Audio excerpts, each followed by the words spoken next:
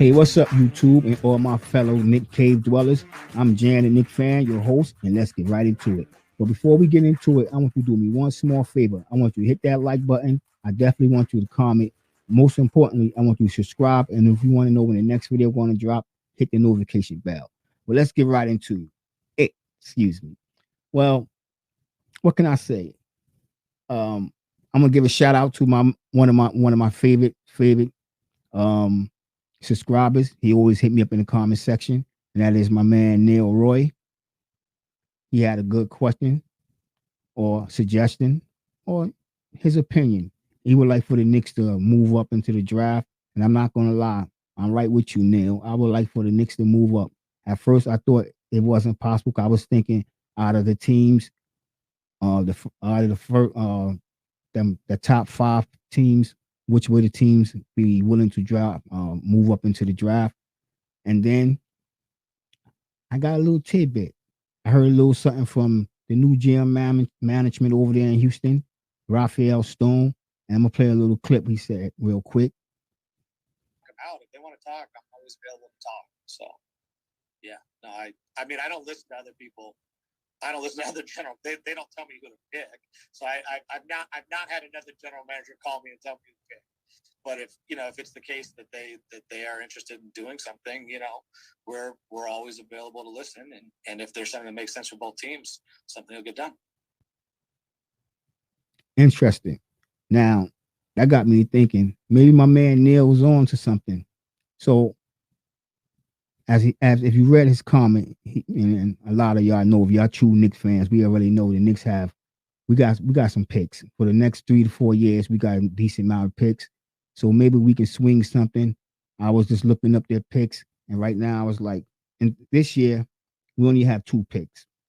That's our first pick, which is the 11th, and our second pick, which is the 42nd. But in 2003 we have 6 picks, and in 2024.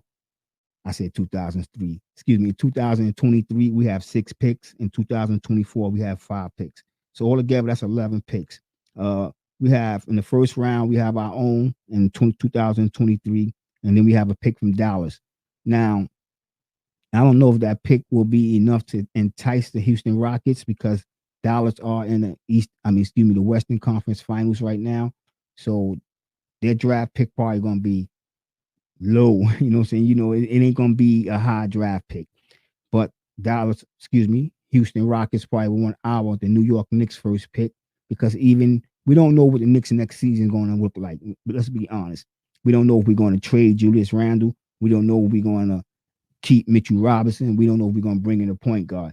And I have an interesting solution to that point guard situation. And when I finish talking about what the Knicks can do with these draft picks, I'm gonna get right into that. But right back into the picks and the Houston Rockets. We couldn't entice them though because, all right, in the second round we have 4 picks, and we can offer them 4 picks plus our own. I mean, if we really want to, if we really want to move up into the fifth, I mean, if it'll be the third spot. If we really want to move up in this year's draft, we would have to throw something up. We have to throw the house at the Houston Rockets. We're gonna have to give away something. And like I said, we have for leftables a pick. We have many picks, so it wouldn't be like we'll be destroying our future because we can. Right now, we're dealing with other people's money. So what we can do is put together a nice package. Even if it means giving up half these picks that I just mentioned, we can still send it.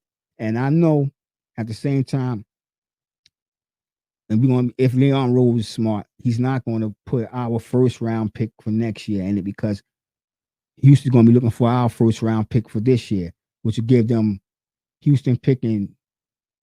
Let me see, they picked third, and what else they pick? Excuse me, I'm actually thinking of the Thunder. So the Houston is picking third. So I know they're gonna still want to stay in the first round. So we can give them this year's first pick, keep our second round, give them Dallas first round pick. No, excuse me, I'm off a little bit. We'll give them this year's first pick, give them next year's Dallas pick, first round pick, and we can throw in keep our second round pick. a matter of fact, we can throw in Detroit second round pick. I don't think Detroit gonna be a good team next season as well. So we could throw in that Detroit second round pick, depending on whatever. Then it get interesting when we move down to OKC. I know I ain't got all of it right there, but it's OKC, Washington, Dallas, or Miami, and that all depends on how they season go. So we don't know what that pick is going to be worth. To be honest, in 2023, we don't really know where these picks is going to land at. But if Houston want to move out, and I think if you heard my man Stone, he's up to a deal. If the Knicks can put together a plethora of picks and go over there and they find it interesting, the Knicks could move up to the third spot in this draft. So Neil, you're absolutely correct. The Knicks should try to do something, go over there, go to call up Houston. Excuse me for a second. I got this out. I'm looking for my mouse. I got two screens. I know this is third time I done said it, but I'm getting used to being my own producer. Like I said, the Knicks can definitely, if they can package them picks up, they can definitely entice Houston. If Houston willing to trade down, then they can't. Because if you think about it, and another thing I want to say, you got to beware of buyer's remorse, because let's think about and what was it? Excuse me, let me grab my cue card over. I wasn't even going to talk about this, but I'm gonna bring it up. Back in 2017, when Boston Celtics drafted Jason Tatum, what happened? Philadelphia traded up to Boston because Boston had the number one pick. They gave away a lot of picks. That's why Boston was able to make the moves they did. Another video, but Philadelphia moved up and they took Markelle Fultz.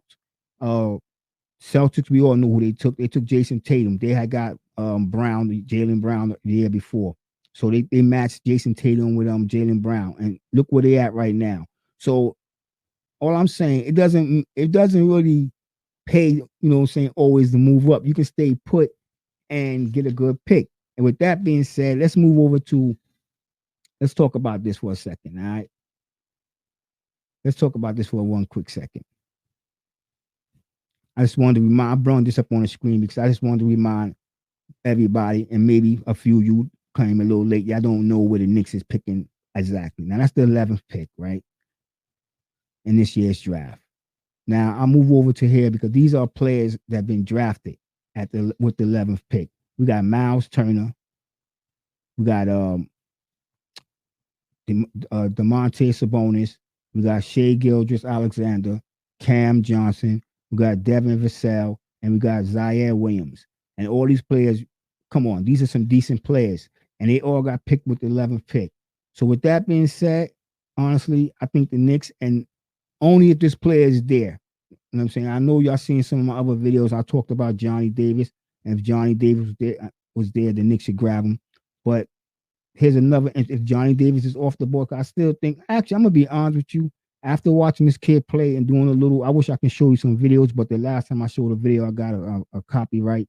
So I'm going to have to hold back on the videos. But I'm really interested in this kid right here. That is Dyson Daniels. He averaged 11 points, 5.9 rebounds, 4.4 assists. He's shooting 44.9% from the field, 25% from downtown, and 73% from the free throw line.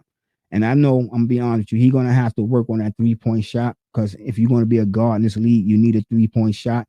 That's the only way you can keep the defense honest, and better yet, not be a liability on offense. But the kid had potential, you know what I'm saying? I really do think this kid got real good potential of coming in and being the New York Knicks starting point guard. And what I mean by that, I'm going to just hit you with a little pros and cons. He's a decent scorer off the dribble.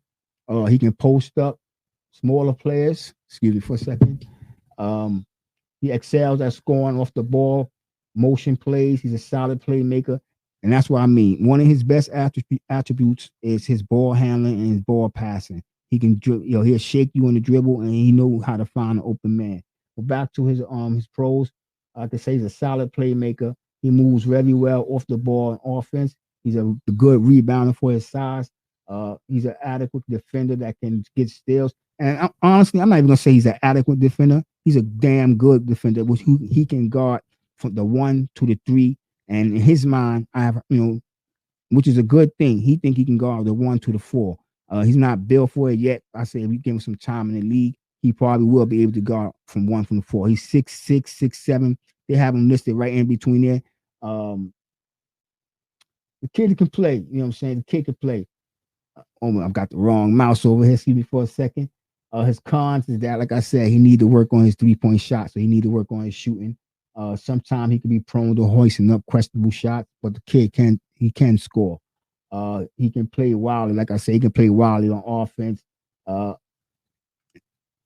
they say this is a con, and sometimes it is, but in today's NBA, I think is overlooked. But the kid can be too unselfish at times. I mean, he always looking for the next man to get the point. On the New York Knicks, that's what we need. We're looking for a true point guard, and this is why I said this kid is a true point guard. He can score. I mean, he can be streaky sometimes. You got to work on that 3 ball, but what he's best at is looking to get the other players involved. So when he get on the court, he's going to, like right now it's 4.4 assists, and he's playing in the G League Elite. He's from Australia. I think he played over there with I think James Hardy, Grady, I forget his name right now. But we're talking about Dyson Daniels, and I'm still hype on, and I'm hype about. Big on. Excuse me, looking for the correct word. I'm still big on Johnny Davis, but the Knicks need a point guard. All right, the Knicks need a point guard, and I'm looking at this kid as like a LaMelo Ball type player. I'm just gonna be honest with you. But I think right now he's a little streaky, but he come in the NBA and he perfect his craft. He'll get better. That's all I'm saying. The kid will get better. I think if he's there at number 11, the New York Knicks should take this guy, Dyson Daniels. What y'all think? Hit me up in the comment section. Let me know. That's all. I know. I put on a big show about Johnny Davis, and like I said, I'm still interested in Johnny Davis. But this kid right here, Dyson Daniels, I think he would fill a need that the New York Knicks need, and that's a point guard. And not only will he be a point guard, I think he would be a star point guard in this league. And with that being said, I want everybody out there stay safe, stay healthy, God bless, and peace.